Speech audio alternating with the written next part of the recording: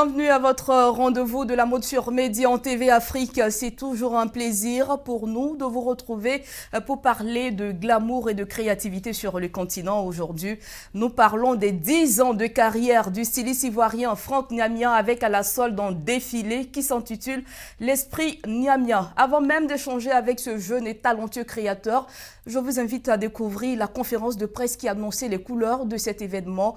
C'est un récit signé Thomas Eouman et Joseph Zikré. Après son premier grand défilé intitulé Et Niamien créa, organisé en 2018, où il traduisait sa reconnaissance à Dieu, le créateur de mode ivoirien Franck Niamien remet le couvert. Et cette fois, il entend marquer son désir d'aller de l'avant pour la conquête du monde. Permettez que toute cette inspiration fasse tache d'huile dans la ville et qu'on parle du petit Niamien. Au cours d'une conférence de presse animée, le 1er avril dernier, le jeune styliste a dévoilé les grandes articulations de l'événement. L'Esprit Niamien est l'intitulé du défilé anniversaire des 10 ans de présence professionnelle du styliste Franck Niamien dans le milieu de la mode. Une manière pour lui de confirmer sa notoriété. Pour Franck Niamien, l'idée est d'instituer ce défilé comme un événement annuel dans son organigramme. D'ailleurs, il estime qu'aujourd'hui, il est en mesure de mettre en avant la philosophie de sa maison de couture, d'où l'Esprit Niamien, qui sera célébré au cours de ce deuxième défilé. Pour marquer le coup, Franck Niamien n'a pas hésité à se faire accompagner par des noms bien connus du milieu de la mode, tels que l'ancienne reine des podiums Sadia Mohamed Ibrahim, qui apportera une touche féerique à cette célébration. Bien que défilé personnel, le designer donnera la chance à de jeunes créateurs de faire leur grand podium en levée de rideau. À 26 ans, Franck Niamien est déjà un nom qui s'impose dans le milieu de la mode ivoirienne, voire africaine. Autodidacte, le styliste a vite acquis tous les codes du styliste de haut niveau. Il parle désormais aisément le langage peu commun du strass et des paillettes.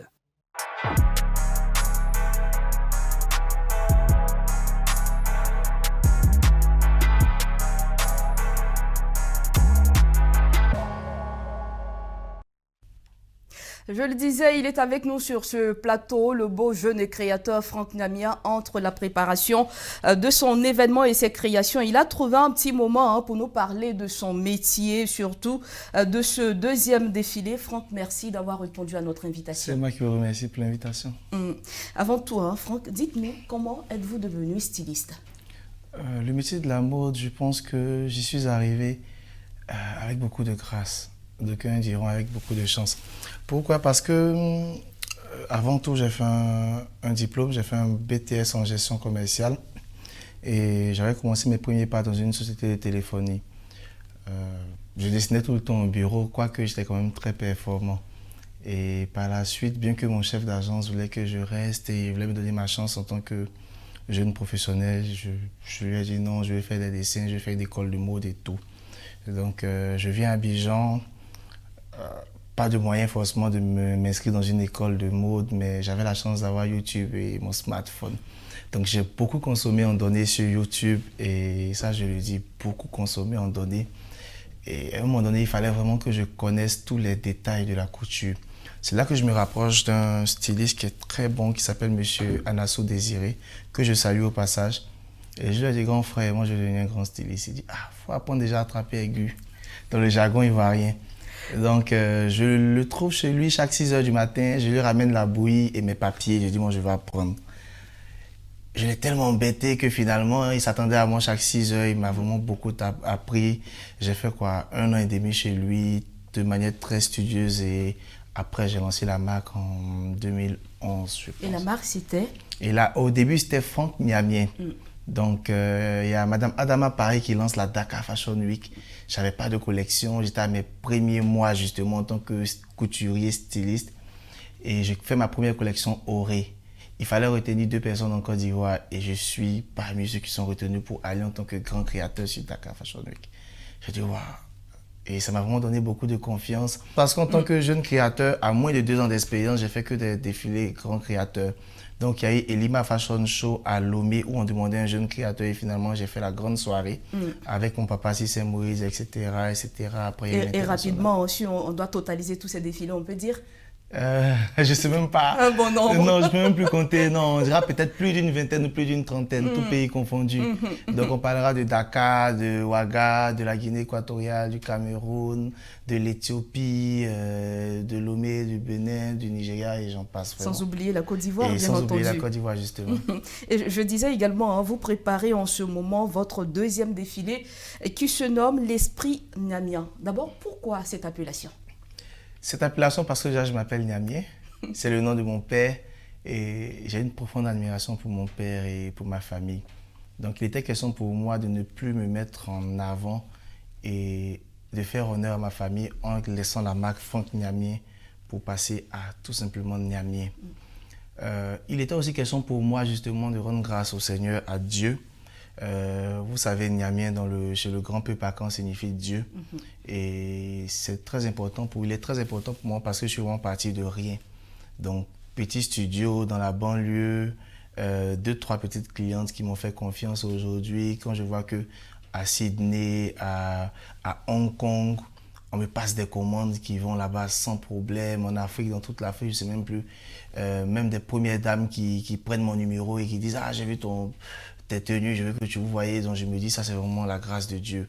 Et je tiens toujours à rendre grâce à Dieu. Donc Niamien, c'est toujours le thème de chaque édition que je fais. C'était Niamien Créa pour la première édition et c'est l'Esprit Niamien. C'était en 2018. En 2019. 2019, autant pour nous.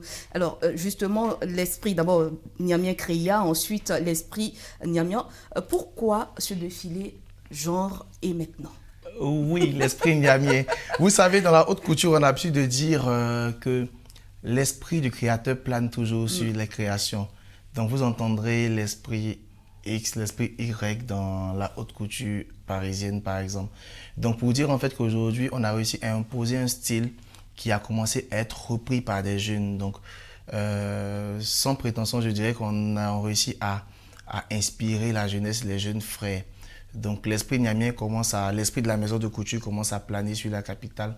Et pour cette édition, j'ai voulu vraiment marquer ce style en fait que j'ai ramené en 2019, qui était à polémique. Je ne dirais pas le nom du thème. Là, on est sur Média TV, qui était à polémique, mais aujourd'hui qui est épousé par tout le monde. Quand je lançais le thème de la première édition, qu'on me disait c'est trop osé. Je me retrouvais avec des dames qui me disaient c'est un peu trop pour moi, mais je veux être un peu comme ça. Et aujourd'hui, j'ai des jeunes frères qui ont leurs ateliers qui sont basés sur ce style. Donc l'esprit Niamien, c'est juste pour marquer tout l'esprit de créativité de la maison. De la maison Franck Niamien. Alors comment s'organise un tel défilé? Est-ce que les choses avancent? On sait que vous êtes à l'étape des essayages. Parlez-nous un peu. Qu'est-ce qui se fait concrètement? Oui, déjà sur ce défilé, nous sommes partis sur un coup de tête. J'ai du contenu déjà, j'ai un documentaire télé-réalité qui va sortir bientôt. On espère que ça sera sur votre chaîne, pourquoi pas. Pourquoi pas. Oui, donc vous verrez dedans que je regardais l'édition dernière, puis je me suis dit, Covid ou pas, et si on relançait ça? Ce thème aurait pu être le thème même de cette édition. Donc je pensais à une femme qui rentrait dans l'idéal, j'ai appelé Sadia Ibrahim. Elle m'a dit, écoute, je te suis depuis des années, pour toi, je vais jusqu'au bout. Et tout de suite, on a essayé de trouver le meilleur photographe qui soit Saïd Wall Smith, qui est un prodige de la photographie ici. Je lui ai dit, je veux que tu m'accompagnes. Il a sorti le spot vidéo et l'affiche officielle. Tout est parti tellement vite et de manière tellement spontanée qu'on a failli s'y perdre. Mais maintenant, ça va. On a tout stabilisé. Hier, on a fait... On a repris ses esprits. Oui, c'est ça. Donc, on a fait la première phase des essayages avec plus de 20 mannequins. Ça s'est très bien passé. Les partenaires ont répondu. En ce moment, on atteint une délégation du Gabon, justement pour finir tout ça. J'ai fait appel à une très grande structure gabonaise, un ami qui viendra pour nous accompagner sur le projet de l'organisation. Et justement, j'allais demander quels sont les créateurs internationaux qui prendront part à cet événement qui se tiendra le 24 avril. Déjà, pour le Gabon, on a M. Craig Mboro, qui est un géant de la mode gabonaise. C'est vraiment quelqu'un qui fait des choses incroyables que j'ai rencontré il y a plus de 6 ans. Justement, lui, on s'est rencontrés sur toutes les Fashion Week en Afrique, chaque fois, comme si on se bipait. Et il viendra nous faire part de ses créations incroyables. En Côte d'Ivoire, j'ai voulu, comme chaque année, comme à la première édition, on avait M. Yo Création, c'est ça, qui a fait la première partie, qui est un jeune d'aujourd'hui qui voyage même en plein Covid dans toute l'Afrique pour ses créations. On avait M. Roka Yapo, qui aujourd'hui est l'habilleur des stars, qui a fait son premier défilé sur Enyamien Créa. On avait le jeune Lévi Tano, qui est habilleur des stars, qui a fait récemment plusieurs buzz avec l'artiste Vital. Donc aujourd'hui, je suis fier que cette génération ait trouvé son chemin en passant par l'événement. Cette année, on relance ça avec ma muse, l'ancienne mannequin Sarah Youssef, qui est maintenant créatrice, qui a une très belle marque Afro-Chic, qui viendra sur le défilé. On a un jeune que j'aime beaucoup sans connaître qui s'appelle Michael Tra. Je le suis sur les réseaux. Et je suis aussi fan, créateur et fan. Voilà, je le dis en toute humilité. Donc je lui ai demandé de venir et de nous faire montre de sa créativité. On a Roka Yapo qui revient. Et ensuite, on a un autre qui s'appelle Lewis Madoché qui avait lancé un très beau concept qu'on appelait Garba is Fashion. Ça m'a vraiment, j'adore ce concept. Je me dis, comment est-ce que quelque chose qui paraît aussi banal peut être transformé en élément de mode? Il a vraiment un vrai talent, Lewis Madoché. Et j'ai voulu qu'il soit là. Donc, c'est au moins 5 ou 6 créateurs. Il y a Fano, qui a été habilleur de stars depuis longtemps, qui a toujours habillé des chroniqueuses et tout, qui est un jeune qui a beaucoup de talent aussi, à qui on tend la pêche. Que de grands noms de la mode africaine. Oui. Hein. Et Franck Damian, ce soir-là, quelle collection allez-vous nous présenter? Ce soir, c'est plusieurs créations. Ce soir, j'espère vous faire voyager, je dirais. Pourquoi? Parce que cette année spécialement, j'ai eu du temps pour créer. Là, je reviens récemment de Dubaï et je ne suis pas seulement allé pour 2 semaines de congé, c'était beaucoup de recherches. Donc, je reviens avec des thèmes qui me tiennent par cœur. Vous allez voir plein de choses. C'est plus de 6 continents représentés. C'est de la créativité qu'on a retrouvée même au plus profond. Avant Dubaï, j'ai été en Éthiopie parce qu'il y a un thème qui me tenait très à cœur aussi que je présenterai. Et je me permets de voyager et de voir d'autres cultures parce que je me dis qu'être un créateur, c'est avoir le monde ouvert. Donc voilà. Donc on va avoir plus de 6 ou 7 thèmes quand même. 6 ou 7 thèmes et également un monde ouvert, un monde que vous ouvrez également aux futurs mariés. C'est cela. Vous êtes très actif sur les réseaux sociaux. À travers vos créations, on voit des robes de mariée. Est-ce la spécialité de la maison? Oui, les robes de mariée, c'est vraiment ce que je fais. Je pense que 88% de ce que je fais en atelier, c'est pour les femmes, les futures mariées. Je suis organisateur de mariage, même si je ne communique pas beaucoup sur ce plan parce qu'on pense certains mariages avec certains budgets quand même pour le moment. Et je suis styliste sur les robes de mariée et les smokings, donc sur la couture de luxe. Et cette année, on va travailler on va conceptualiser en fait le mariage. Donc je pense que sur le défilé, vous verrez d'autres facettes en fait de la mariée. De la mariée. La mariée est vraiment le fantasme en fait du créateur. Et la touche Franck Niamien. Ouais, c'est ça, l'esprit Niamien. Exactement.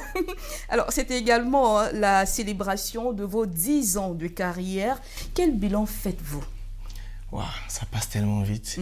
En 10 ans, j'estime avoir fait peut-être pas tout ce que je voulais, mais fait tellement de choses. Je pense que si on commence le CV maintenant, ça ne sera pas fini maintenant. Le bilan, c'est vraiment de la reconnaissance à Dieu. Oui, c'est ça. Le bilan, c'est vraiment de la reconnaissance à Dieu. Je pense qu'il lui plaît toujours que ce qu'on fasse, ce qu'on fait, comment on le dit déjà, voilà. Il lui plaît justement que notre travail plaise à nos prochains.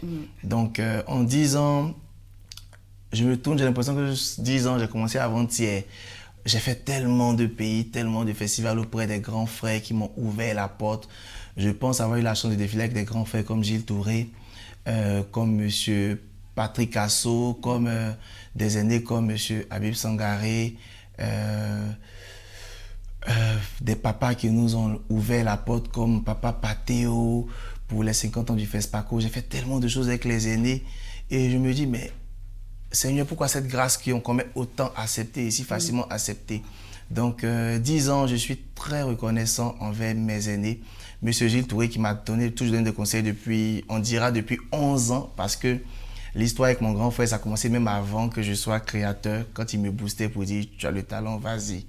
Donc, je dis merci à tous ces aînés qui ont voulu que je sois aux côtés d'eux et qui ont crédibilisé la marque Niamey avec le temps. Voilà. On sait également qu'après votre édition de 2019, il devrait s'en suivre la seconde édition en 2020. Mais on a fait face, pour ne pas dire le monde a fait face à la crise due à la Covid-19. Alors, Franck Namia, comment la pandémie a-t-elle affecté vos créations? Je pense que la pandémie a eu beaucoup de répercussions négatives quand même. Peut-être pas sur le plan créativité.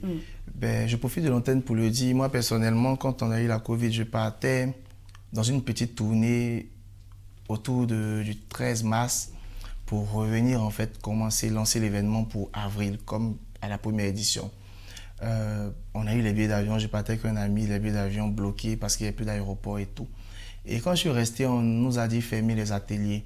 Donc, Franck Niamey, c'est 15 employés, 15 collaborateurs, 15 parents, parce que j'ai l'habitude de dire, mon personnel, c'est vraiment tout pour moi, que je devais ramener à la rue. Et je n'ai pas eu le cœur à ça. Donc, spécialement chez Niamey Couture, j'ai gardé tout le personnel de mars à août, tous les salaires payés sans réduction de salaire. Et confiné en plus. Bah, bravo, Franck Niamey. C'est pas donné à voilà, tout le monde. donc on a perdu beaucoup d'argent sur cette opération. Mais je suis satisfait parce que j'ai réussi à maintenir en fait des gens qui se donnent au quotidien pour moi. Voilà, on n'a pas eu le temps de demander des subventions à l'État, on n'en a pas reçu non plus, même si on l'a dit sur une autre chaîne, sur le bouquet. Mais je suis content parce que mon personnel, c'est tout pour moi et si c'était à refaire, je le referai. Et Niamey est au contrôle. C'est ça, et Dieu est au contrôle justement. Dieu est au contrôle.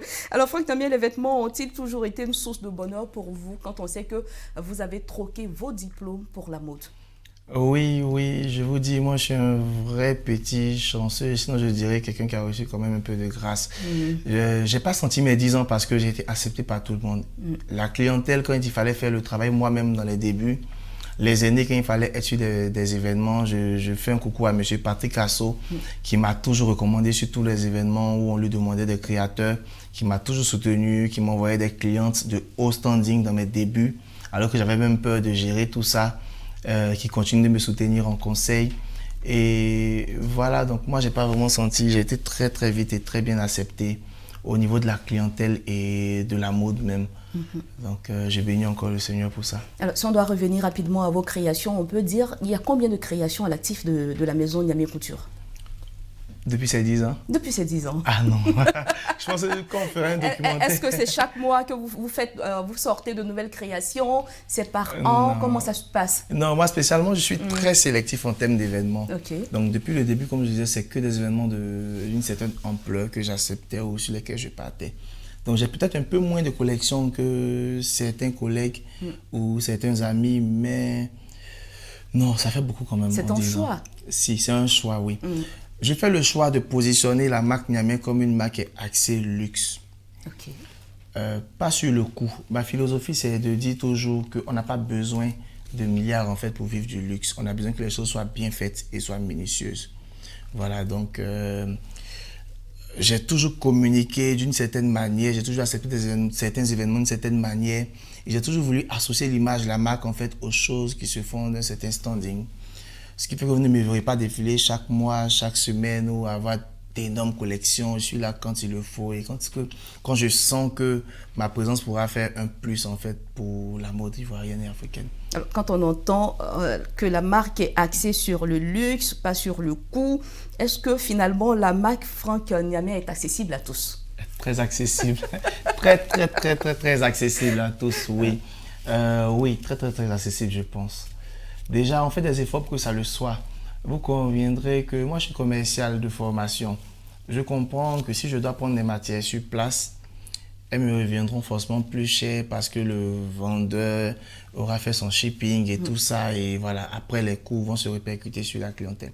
Je fais le pari de pouvoir voyager pratiquement chaque 2-3 mois, de ramener du stock de luxe, mais en me plaçant en vendeur. Donc derrière, je choisis si je prends de la marge sur mes matières ou pas.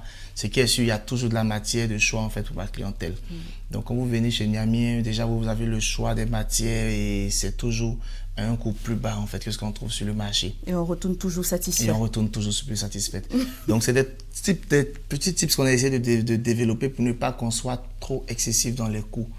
Ben, je vous assure, quand vous venez chez moi, ma philosophie, c'est de ne pas être complexé face aux marques étrangères. Vous voyez, donc on vous donne le meilleur service qui soit.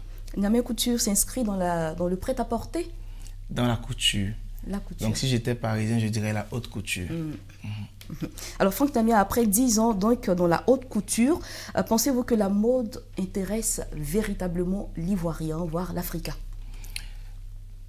Au-delà de dire quel intérêt, je dirais que la mode est partie intégrante même de la culture africaine. Je dirais même que l'Africain et la mode font un.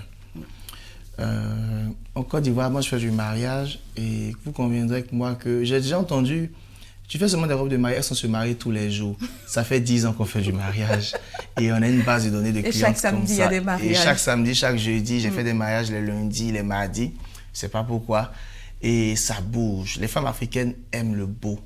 Le problème, c'est la qualité du service, en fait, qui les rebute parfois. Donc, nous, on a vraiment travaillé dessus pour fidéliser nos clientes. À la conférence, quand vous étiez là, vous avez dû entendre quand je disais que l'événement L'Esprit Niamey a été financé même avant le sponsor par mes clientes. C'est des femmes que je ne connaissais pas avant, qui ont reçu le meilleur service possible et se disent, on y croit tellement qu'on va l'accompagner dans le projet. L'Africain a envie d'être choyé, il a envie de bénéficier d'un service de qualité, il a envie de se sentir VIP comme quand il part à Singapour et qu'il rentre dans une boutique de luxe. Et nous, on réussit à le faire aujourd'hui avec les coûts minimes. Donc, on a les mêmes coûts que quand vous quittez votre quartier et que vous dépassez le couturier, que vous appelez petit couturier, venez chez nous. Sauf qu'on essaie de rajouter en fait le service particulier. Et lors de ce deuxième défilé, vous entendez valoriser les jeunes créateurs. Comment cela va se faire? Ben, ils nous font l'honneur déjà de présenter leur collection couture devant plus de 400 personnes. Je précise 400 personnes avec la distanciation sociale et les masques. Voilà. Donc, le respect des mesures barrières. Voilà, c'est ça. Donc, ils seront là. On a vraiment, avec l'équipe de communication, on a tout mis sur pied pour qu'ils soient vus. Parce que quand on parle de Dieu, quand on parle de l'Esprit Niamey, on parle de partage. Donc, ce n'est pas une gloire que je compte partager seul, en fait. Et rapidement, en tant que créateur établi, quel message avez-vous envie de transmettre aux acteurs de la mode? Pour cette année spécialement, pour cette question qui me revient très souvent, je vais me donner le choix de partager le message à deux genres de personnes. D'habitude, je donne le message aux jeunes frères, mais je dirais à mes frères pour cette année. Je suis d'une génération qu'on appelle la génération dorée en Côte d'Ivoire.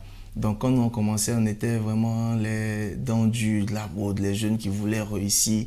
Il y avait M. Tradjedonné, qui est mon ami depuis... On a commencé ensemble. Il y avait M. Barros Koulibaly, il y a Modeste Ba, il y a Mustapha Traoré.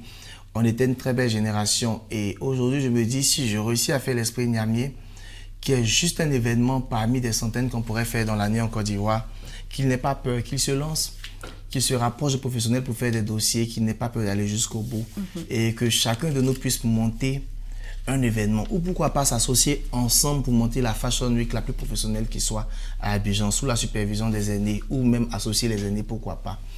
Je pense qu'aujourd'hui, en Afrique, c'est l'audace qui paiera. On voyage tout le temps, on voit les gens faire. Aujourd'hui, on a un savoir-faire qu'on a pris ailleurs.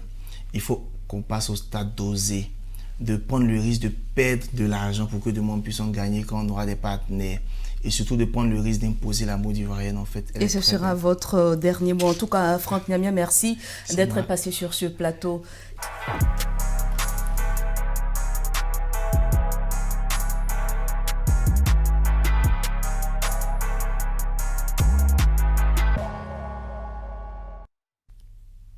On ne saurait conclure cette émission sans faire un tour du côté du Cameroun, un pays riche en culture, une culture à laquelle appartient le ndop, ce tissu traditionnel de l'ouest du Cameroun, aujourd'hui plébiscité par les créateurs qui lui redonnent ses lettres de noblesse. Il faut noter qu'à l'origine, cette étoffe bleue servait de monnaie d'échange entre les peuples de l'est du Nigeria ainsi que du nord et de l'ouest du Cameroun. Rare et original, le ndop est devenu au fil des ans le symbole de l'ethnie Bamileke. Et en 2018, la maison de luxe française Hermès a dévoilé ainsi une nouvelle collection de foulards en soie présentant des couleurs et des motifs reprenant ceux du ndop. Voilà, c'est tout pour aujourd'hui. Merci de nous avoir suivis. N'oubliez pas que la mode est avant tout un art du changement. Citation signée John Galliano. On se dit à très vite.